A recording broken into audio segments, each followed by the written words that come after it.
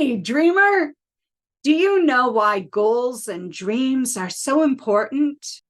Did you know that our brains actually like setting goals? Let's boldly go into the science of goal setting right here on the Dreamer to Achiever channel, your channel for the skills, strategies, and inspiration, as well as encouragement to make your dreams come true. Be sure to stay tuned till the very end for some bonus material.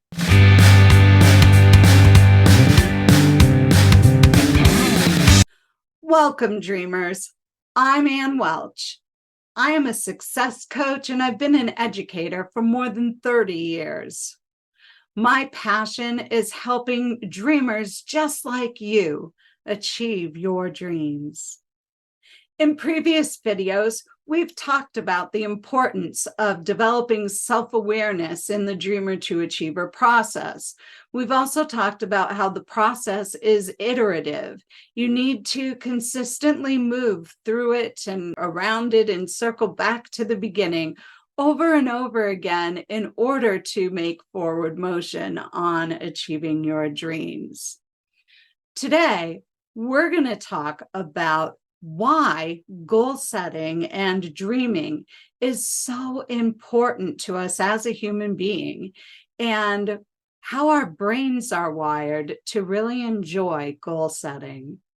As I'm recording this video, I recognize that today, July 4th, happy 4th of July, is also about halfway through the calendar year.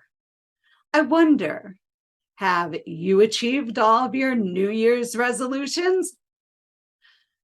If you haven't, don't be discouraged because you're really in good company. The majority of people never get past the end of January working on their resolutions. Resolutions are really tough and they're not very successful. So, why do we bother to make New Year's resolutions?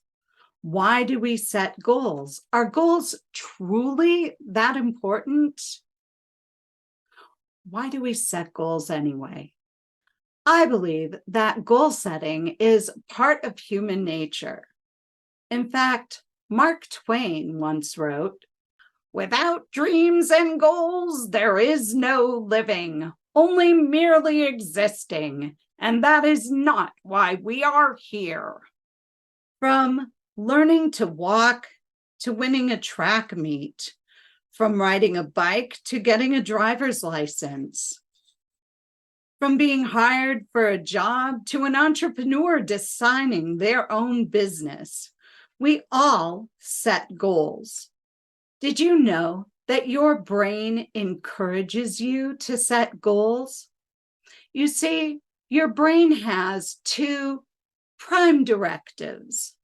These are pleasure and patterns. This means that our brain seeks out things that bring us pleasure, as well as seeking out patterns and predictability. Goal setting registers as pleasure in our brains. Here's how. Our body makes a neurotransmitter called dopamine. Neurotransmitters transfer impulses from one neuron to another in the brain. Dopamine is a neurotransmitter that helps us experience pleasure and helps to motivate us. One thing that triggers the release of dopamine in the brain is making predictions. Accurate predictions are even better and release more. Brains, an amazing frontier. These are the voyages of the neurotransmitter dopamine on its incredible mission to explore brave new dreams, to seek out new goals and make new predictions, to boldly go where no one has gone before. Well, You may be rolling your eyes at me right now, but if you're familiar with the Star Trek show from the 1960s and you recognize the opening credits, then your brain might have been experiencing some pleasure predicting what I would say next in my parody. And if you guessed correctly, then your brain was experiencing even more pleasure. Let's get back to goals. When you make a goal, you're predicting the outcome of that goal. And this makes you happy. If you do not achieve your goal, then your neurons tell you that you are happy just for making the goal. If your goal is completed soon after you set it, you feel even more pleasure. If you work hard towards a goal and finally achieve it, you'll feel pleasure. Dopamine, by the way, also enhances memory. If you set a goal and achieve it, your brain motivates you to want to set and achieve more.